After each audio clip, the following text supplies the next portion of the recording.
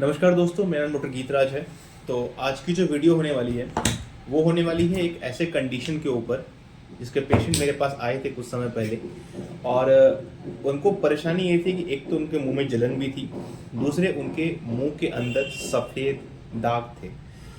अब ये सफ़ेद दाग किस तरह के थे, एग्जैक्टली ये सफ़ेद दाग थे क्या, और क्या ये सफ़ेद दाग कैंसर में तब्दील हो सकते हैं? क्योंकि पेशेंट का मेन कंसर्न यही था कि मेरे मुंह में सफ़ेद दाग है, तो क्या ये कैंसर बन जाएगा? तो जानते हैं इस वीडियो में। अभी हमने हाल ही में 2 वीडियो और डाले हैं। एक है एमपीडीएस, मतलब इस जगह पे जिनको पेन होता है, तनाव रहता है इस एरिया में, उसके लिए। दूसरा हमने डाला है आपको बर्निंग माउथ सिंड्रोम के लिए। बर्निंग माउथ सिंड्रोम मतलब मुंह में कुछ भी खाने पे अगर जलन होती है तब के केस में क्या करना है। दोनों वीडियो अगर जाके देख सकते हैं, लिंक में डिस्क्रिप्शन में लिंक है। ओके, तो सबसे पहली बात है कि मुंह के अंदर सफ़ेद दाग होते हैं, ये कई सारे कारणों से होते हैं। ठीक है, विटामिन डिफिशिएंसी, तंबाकू, कोई इल फिटिंग डेंचर लगा है, बहुत सारे कारण है, बहुत सारे कारण है। बट इस पेशेंट के केस में क्या था कि जलन जलन हो रहा था मुंह के अंदर। दूसरी बात थी कि इनके किसी एक पर्टिकुलर जगह पे दाग था। ठीक है, और वो कह रहे थे बहुत दिनों से ये फैल नहीं रहा है। और सबसे बड़ी समस्या इनके साथ ये थी कि ये तंबाकू की जो टेंडेंसी थी लेने की, वो एक दिन में 1 पैकेट सिगरेट पिया करते थे। और कई बार इनके घर में हुक्का का प्रोग्राम चलता था तो ये हुक्का भी पीते थे। वीकली 2-4 बार तो हो जाता था। अब इस लेवल की समस्या जब आपके सामने आती है, एज ए डॉक्टर सबसे पहली बात है मेरा ये कहना कि इसे कैंसर है कि नहीं है, ये दर्द दूर करना बहुत ज़रूरी होता है पेशेंट के मन से।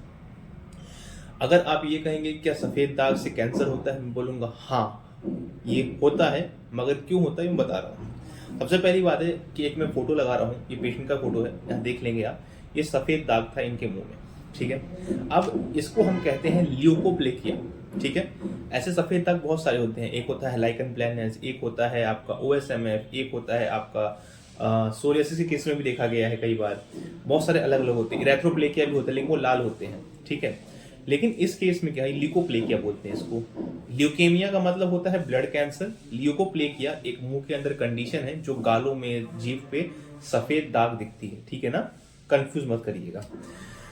इसमें 2 तरह के होते हैं जो क्लासिफिकेशन मेजरली टेक्स्ट बुक के हिसाब से है, वो है होमोजीनस और नॉन होमोजीनस। ठीक है, अगर हम कारकों की तरफ बताएं, पॉजिटिव एजेंट्स के तरफ पे देखें, तो 2 कारक। पहला, तंबाकू इंड्यूस्ड। तंबाकू इंड्यूस्ड का मतलब क्या होता है, तंबाकू के कारण होने वाला। इसमें जो व्यक्ति के मुंह में ये दाग होंगे, सफ़ेद दाग, वो तंबाकू का सेवन करते होंगे, या फिर जो खैनी होता है बिहार एरिया में चलती है, ठीक है ना, उसको पर्टिकुलर एरिया पे रखते होंगे, जीभ के नीचे या फिर गाल के नीचे या फिर आपके होठों के नीचे। ठीक है, बीड़ी पीने की आदत होगी, सिगरेट पीने की आदत होगी, हुक्का पीने की आदत होगी।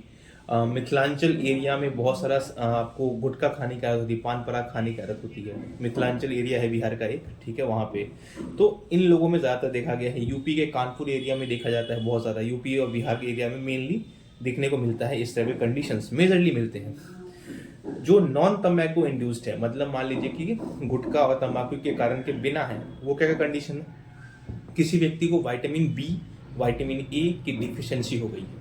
ठीक है, मतलब उनमें कमी हो गई है उस चीज़ की, उनमें देखने को मिलेगा। किसी लेडीज़ के अंदर हार्मोनल डिसबैलेंस है, पीसीओडी, पीसीओएस, इस कारणवश भी देखने को मिल सकता है। मान लीजिए कि किसी को वायरल इन्फेक्शंस है, इन्फेक्शन जैसे एचपीवी, एचआईवी, एड्स, इस टाइप के इन्फेक्शन किसी के उनमें भी देखने को मिलता है। इम्यूनो कॉम्प्रोमाइज्ड पेशेंट, जिनका इम्यून सिस्टम कमज़ोर है, उनमें। ठीक है, इसके बाद एक कंडीशन होती है, बहुत कम देखने को मिलता है, जेरोस्टोमिया बोलते हैं उसे, आपकी लार कम बनती है। ठीक है, उस कारण से भी कई बार देखा गया है। और कोई ऐसी दवाई आप ले रहे हो जिस कारण से ये टेंडेंसी बढ़ जाए, तो इस कारण भी देखा गया, लेकिन ये कम चांसेस वाले होते हैं। ज़्यादातर केसेस में तंबाकू से ही देखने को मिलता है, या फिर परिवार में किसी को है, बहुत पहले था, या बहुत पहले परिवार आपके पिताजी बहुत स्मोकिंग करते थे तो जेनेटिकली अल्टर होकर कुछ ऐसा हो जाए तो अलग बात है। अब इसमें सबसे बड़ी बात ये थी कि हमने पेशेंट को देखा। पेशेंट का सबसे पहला सवाल मेरे सामने ये आया कि क्या इसको कैंसर कह सकते हैं। अब इसका जवाब थोड़ा डिफिकल्ट हो जाता है। क्यों हो जाता है, क्योंकि कैंसर कहने के लिए हम उसको प्री मैलिग्नेंट लीजन्स कहते हैं। प्री मतलब पहले, मैलिग्नेंट मतलब कैंसर, लीजन्स मतलब जो वो दाग जैसे दिखता है, लीजन। तो प्री मैलिग्नेंट लीजन में ल्यूकोप्लेकिया आता है। अब ये कंफर्म करना क्या ये कैंसर है, उसके लिए एक स्टेजेस बनाए गए हैं, बहुत सारी चीज़ें हैं जो हम लोग करते हैं। ठीक है, टेस्ट करवाते हैं। टेस्ट में कौन कौन से टेस्ट हो सकते हैं? सीबीसी हो सकता है, एलटी केएफटी करवाएंगे और विटामिन प्रोफाइल करवाते हैं कि क्या कारण है। और अगर इन सब में कोई रिजल्ट नहीं आता है तो आखिरी में हम एक बार चेक करते हैं क्या ये बायोप्सी कर सकते हैं इसमें। तो बायोप्सी क्या होता है? उस एरिया से जहाँ पे आपको लीजन है मुंह के अंदर, हल्का सा एक छोटा सा पार्ट काटेंगे, उसको टेस्ट के लिए भेजते हैं लैब में। अगर वो पॉजिटिव टेस्ट आ गया, कैंसर पॉजिटिव आ गया, तो फिर आपको कैंसर का इलाज करना पड़ेगा। बेसिकली इसमें फीचर्स क्या क्या होते हैं? फीचर्स का मतलब होता है किन में देखने को मिलेगा, क्या क्या महसूस कर सकते हैं आप। सबसे पहली बात है कि मर्दों में ज़्यादा मिलेगा, क्योंकि मर्द बहुत ज़्यादा तंबाकू खाते हैं खासकर, ठीक है। ऐसा नहीं है कि सिर्फ मर्दों में, लेकिन मर्दों में ज़्यादातर देखा गया है। उम्र 35 से 40 साल की उम्र में ज़्यादातर मिलता है, ठीक है। ये कोई कन्फर्मेशन नहीं है, इसमें ज़्यादा मिलता है, मिल किसी भी एज में सकता है आपको ये, ठीक है ना। साइट्स, सबसे बड़ी बात होती है इसमें दो तरह की जगहें होती हैं। सबसे पहली जगह वो होती है जहाँ पे कॉमनली देखा जाता है। कॉमनली कहाँ देखा जाता है? बक्कल म्यूकोसा, मतलब आपके गालों के अंदर वाले एरिया में जो मांस है या फिर जो चमड़ी है उसके ऊपर, या होठों के नीचे, या फिर जीभ के पास, ठीक है, या फिर आपके तारू में देखा जाता है। क्योंकि कई लोग जो होते हैं स्मोकिंग करते हैं तो तारू वाला इन्फेक्शन या फिर चीज़ें हो जाती हैं। कई बार क्या होता है किसी के मुंह में ओरल थ्रस्ट का नाम सुना होगा आपने, जो जीभ फर जाना बोलते हैं हमारे बिहार में। अल्सरेशन छोटे छोटे से आ जाते हैं, या फिर ये कह सकते हैं candida infection, fungal infection, allergy, इन केसेस में भी देखने को मिलता है। किसी व्यक्ति को किसी चीज़ से एलर्जी है और वो बार बार उस चीज़ का सेवन कर रहा है तो उससे देखने को मिलेगा, ठीक है। बक्कल म्यूकोसा में होगा, टंग पे होगा, लिप्स में होगा, पैलेट्स जो ऊपर वाले एरिया होता है वहाँ पे होगा, ठीक है। इन सब जगहों पे देखने को मिलता है। इसका कलर कैसा होता है? ये एग्जैक्टली सफ़ेद नहीं दिखेगा आपको, पहली बात याद रखिए, सफ़ेद नहीं दिखता है, ये हल्का सा इसमें पीलापन रहेगा। इसमें दूसरा कंडीशन ये होता है कि हाई रिस्क जोन होते हैं। हाई रिस्क का मतलब अगर इस पर्टिकुलर एरिया में है तो चांसेस ये है कि कैंसर हो सकता है। फॉर एग्जांपल आपके जीभ के नीचे है ऐसा कंडीशन कुछ भी, तो चांसेस है कि कैंसर हो सकता है, ओरल कैंसर होगा। अगर आपके हार्ड पैलेट के पीछे, मतलब तारू के पीछे हल्का सा सॉफ्ट एरिया होता है वहाँ पे है, तब चांसेस रहते हैं कि कैंसर हो सकता है, ठीक है। बक्कल म्यूकोसा मतलब गाल के इस साइड जहाँ पे आप टच कर सकते हैं अंदर साइड में, वहाँ पे भी अगर है तो फिर प्रॉब्लम ये है कि कैंसर हो सकता है। अब सबसे बड़ी बात है इसका ट्रीटमेंट क्या होता है। मेजरली 90% केसेस में जो ट्रीटमेंट होता है इसका वो ये होता है कि आपको मल्टीविटामिन दिए जाएंगे, कुछ सप्लीमेंट्स दिए जाएंगे और ये ठीक हो जाएगा, ठीक है। 10 से 5% केसेस ऐसे होते हैं जहाँ पे ये कैंसर डिटेक्ट होता है, उसके बाद ट्रीटमेंट प्रोटोकॉल चेंज हो जाती है। मेजरली ट्रीटमेंट क्या क्या हो सकता है इसका बताता हूँ। विटामिन ए की कमी है तो विटामिन ए के सप्लीमेंट्स दे देंगे। याद रहे विटामिन ए के सप्लीमेंट्स बिना डॉक्टर की सलाह के नहीं लेंगे, क्योंकि ये हाई रिस्क सप्लीमेंट्स हैं और इसमें प्रॉब्लम्स बहुत ज़्यादा देखे गए हैं, ठीक है।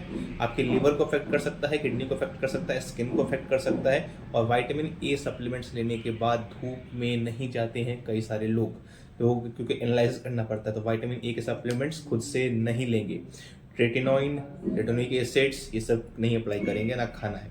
दूसरे नंबर पर आता है विटामिन ई। ईवियोन नाम के 400 mg के टैबलेट्स आते हैं जो आप लोग अपने स्किन पे लगाते हो, चेहरों पे, उसका कोई इस्तेमाल नहीं होने वाला, उससे कोई फर्क नहीं पड़ता है। चेहरे पे लगाने से गोरा नहीं होते हैं, उसको डिज़ाइन किया गया है खाने के लिए, तो उससे कुछ फर्क पड़ सकता है। सेकंड नंबर पे आता है एंटीऑक्सीडेंट्स। एंटीऑक्सीडेंट्स विटामिन के कैप्सूल्स जैसे ही होते हैं, ठीक है, वो आप ले सकते हो, मल्टीविटामिन्स ले सकते हो। अगर मान लीजिए कैंडिडा इन्फेक्शन है मुंह के अंदर, ठीक है ना, फंगल इन्फेक्शन है, तो फिर हम टर्बिनाफिन टैबलेट्स या फिर इट्राकोनाजोल 200 mg टैबलेट्स, कुछ क्रीम्स हम देते हैं साथ में लगाने के लिए। अगर मान लीजिए कि किसी भी कारण के, किसी भी चीज़ के कारण हो गया, फॉर एग्जांपल आप डेंचर लगाते हैं, ठीक है ना, बत्तीसी लगाते हैं, उस कारण से आ चुका है, तो ठीक है, तो बत्तीसी हम ठीक करके लगाएंगे या बत्तीसी लगवाना छुड़वा देते हैं, ठीक है। तो ये सारी चीज़ें होती है। फीमेल में हार्मोनल इम्बैलेंस जब होता है तब हम 1-2 स्टेरॉइड्स देते हैं, तो उसका हार्मोनल इम्बैलेंस ठीक करता है, उसके बाद ये नॉर्मल हो जाता है। लेकिन मान लीजिए नॉर्मल नहीं हुआ, तब क्या करें? सबसे अब हम बात करते हैं सर्जरी के बारे में। सर्जरी में क्या क्या कर सकते हैं। सबसे पहले आता है आपका क्रायो सर्जरी। क्रायो सर्जरी का नाम आप सर्च करेंगे इंटरनेट पे तो आपको मिल जाएगा। दूसरे नंबर पर आता है नॉर्मल सर्जरीज, जो हम क्या करते हैं उस जगह को काट के हटा देते हैं और उसके बाद एक नया टिश्यू वहाँ पे लगाते हैं, आपके ही मुंह से लेकर के किसी एक एरिया से, और जो वहाँ पे ठीक हो जाता है। तीसरे नंबर पे आता है लेज़र। आखिरी में हम एक वर्ड की बात करेंगे, कैंसर। क्या हो अगर कैंसर निकल आए? तो कैंसर निकल आने के लिए सबसे पहले तो बायोप्सी करवाना पड़ेगा, ये टेस्ट करानी पड़ती है, और एक डॉक्टर से मिलना पड़ेगा, जो ऑन्कोलॉजिस्ट है, फॉर एग्जांपल आपको डेंटल ऑन्कोलॉजिस्ट है, ओरल मैक्सिलोफेशियल सर्जन से आपको मिलना पड़ेगा। ठीक है, अगर ये हो जाता है किसी का तो घबराना नहीं है। ठीक है, पहली बार इसकी स्टेजिंग की जाएगी, कौन से स्टेज पे है। सीधी सी बात है, अगर आप नॉर्मल दिख रहे हो तो ये नीचे वाले स्टेजेस पे ही होंगे, ज़्यादा परेशानी नहीं होगी।